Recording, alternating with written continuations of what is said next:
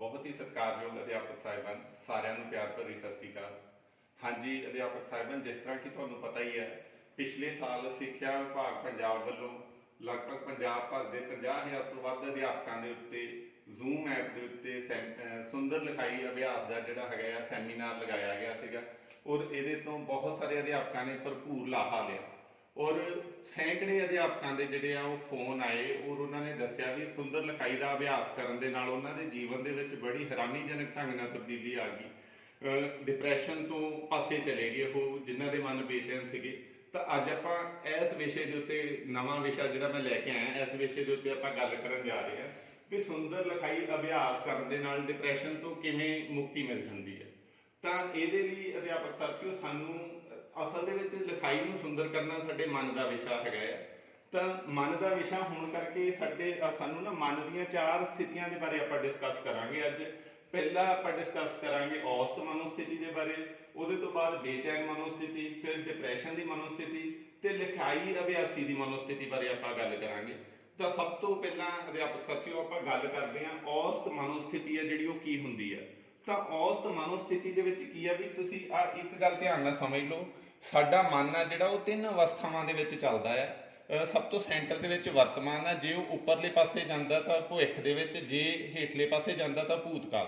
असल दे विच मुख रूप दे विच मन दे विचारां दी अवस्था हैगी है। मन दे विच 3 तरह दे विचार चलदे रहिंदे आ। जां तां मन साडा वर्तमान दे विच विचरदा हुंदा है, जां भविख दे विच जांदा, जां भूतकाल दे विच जांदा। तो हुण आपां औसत मनोस्थिति बारे गल करदे हां। औसत मनोस्थिति दे विच साडा मन आ जिहड़ा ओह किवें विचरदा है। तो सब तो सेंटर दे विच जिहड़ी लाइन हैगी है यह वर्तमान नूं रिप्रजेंट करदी पई है। वर्तमान सब तो महत्वपूर्ण हैगा है, ये ध्यान रखना है। तो औसत मनोस्थिति दे विच मन की वर्तमान जदों सवेरे असीं उठदे हां तां वर्तमान दे विचों मन बाहर निकलदा है। सौ के उठदे हां जदों तो वर्तमान चों निकल के साडे मन दे विच जदों विचार चलदे आ, भविख संबंधी विचार चलते हैं तो ये उपरले पासे नूं चला जाता साडा मन। उस तो बाद फिर यह वर्तमान वाले पासे नूं आउंदा है। तो इत्थों जे साडे भूतकाल के विचार चलते हैं तो मन थल्ले चला जाता विचारां दे विच, फिर वर्तमान दे विच। तो जदों असीं अपने जॉब नाल संबंधित कोई भी काम करते हैं तो असीं वर्तमान दे विच जदों सानूं रहना पैंदा, फिर औसत मनोस्थिति दे विच मन ज़्यादा सਮਾं वर्तमान के नेड़े नेड़े रहिंदा है। विच यह भविख दे विच जांदा विचारां दे विच, जां फिर वापस वर्तमान दे विच आ जांदा और वर्तमान दे विच विचरदा होया कदी भूतकाल दे विच। फिर क्योंकि जदों जिहड़ी भी असीं जॉब करदे हां, जॉब करके इस मन नूं फिर वर्तमान दे विच आउणा पैंदा है। तां इह साडी इह हैगी औसत मनोस्थिति। औसत मनोस्थिति दे विच सानूं कोई भी डिस्टरबेंस नहीं हुंदी, नॉर्मली साडा मन है जिहड़ा चलदा रहिंदा है। तो कदी कदी भविख दे विच विचार चलते हैं, कदी कदी भूतकाल के विचार चलते रहते हैं।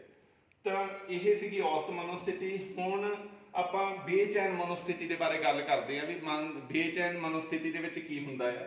बेचैन मनोस्थिति के विच फिर मन मॉर्निंग टाइम के उत्ते वर्तमान के विच ही लीन हुंदा सुत्ता होया, मॉर्निंग टाइम के उत्ते निकलदियां सारी यह भविख दे विच ज़्यादा सਮਾं भविख दे विच रहिंदा होया, फिर यह वर्तमान दे विच आउंदा होया, कुछ समा वर्तमान दे विच रहिंदा होया, ज़्यादा समा भूतकाल दे विचारां दे विच चलदा होया, फिर वापस आउंदा होया, कदी यह वर्तमान च थोड़ा समा रह के फिर यह भविख संबंधी विचारां दे विच चला जांदा, फिर वापस आउंदा है, फिर वर्तमान नूं टच करदा होया जां फिर भविख दे विच चला जांदा है।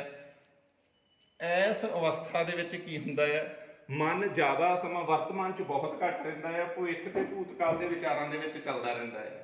तो भविख के विचारां दे विच, भूतकाल के विचारां दे विच दुख हैगा है। मान लो भूतकाल के विचारां दे विच सोचदा रहिंदा भी मेरे कोलों आह गलती हो गई, तो दुख भोगदा रहिंदा है। जां भविख के विचारां दे विच भी भविख च मेरा पता नहीं की बनूगा, किस तरह होऊगा।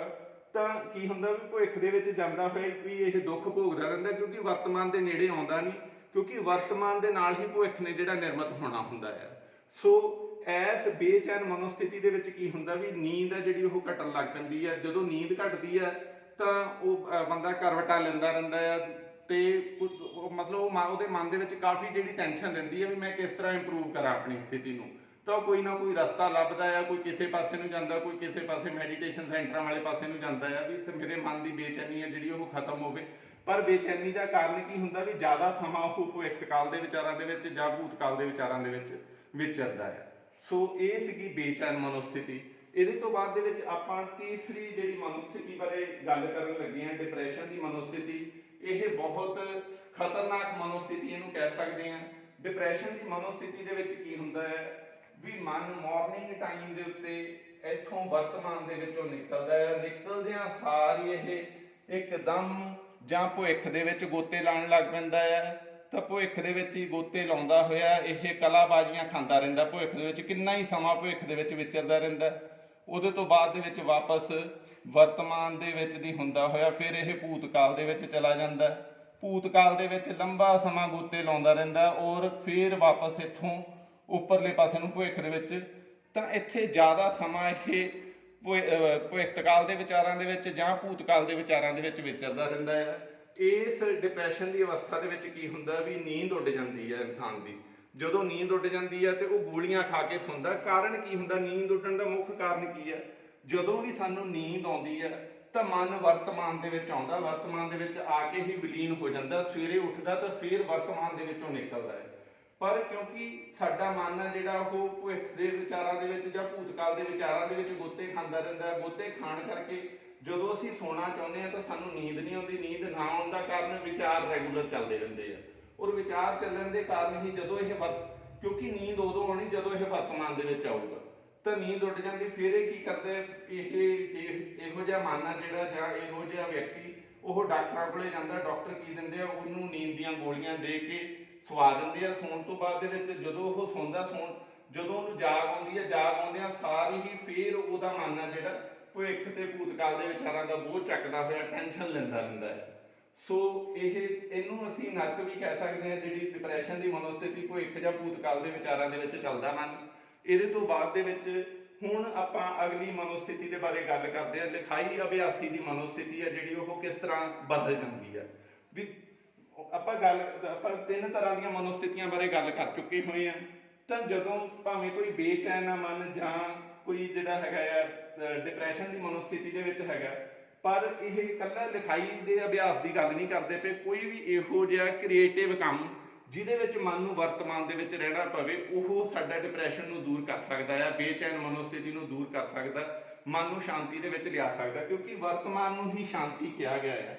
ਜਿਹੜਾ ਮਨ ਵਰਤਮਾਨ ਦੇ ਨੇੜੇ ਹੁੰਦਾ ਹੈ ਉਹ ਬਹੁਤ ਜਿਹੜਾ ਪ੍ਰੋਡਕਟਿਵ ਕੰਮ ਕਰਦਾ ਹੈ। ਡਾਕਟਰ APJ ਕਲਾਮ ਕੀ ਕਹਿੰਦੇ ਸੀ ਵੀ ਜਿਹੜਾ ਇਨਸਾਨ ਸੁਪਨੇ ਲੈਂਦਾ, ਸੁਪਨੇ ਲੈ ਕੇ ਨਿਰੰਤਰ ਉਹਦੇ ਉੱਤੇ ਕੰਮ ਕਰਦਾ।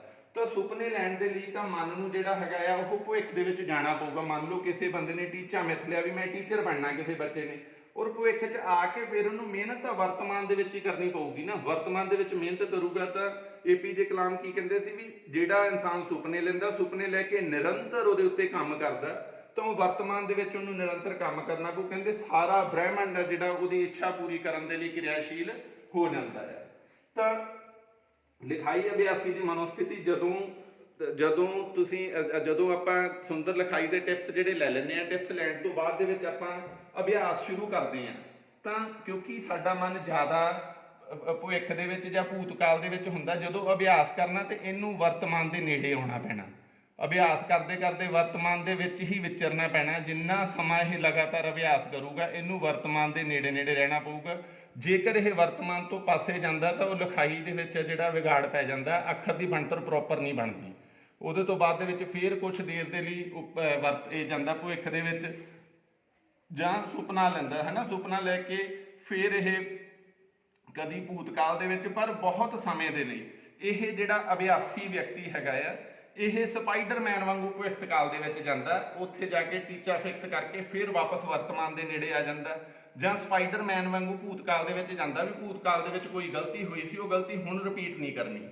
ਤਾਂ ਫਿਰ ਇਹ ਵਾਪਸ ਇੱਥੇ ਆ ਕੇ ਵਰਤਮਾਨ ਦੇ ਵਿੱਚ ਕੰਮ ਸ਼ੁਰੂ ਕਰ ਦਿੰਦਾ ਹੈ।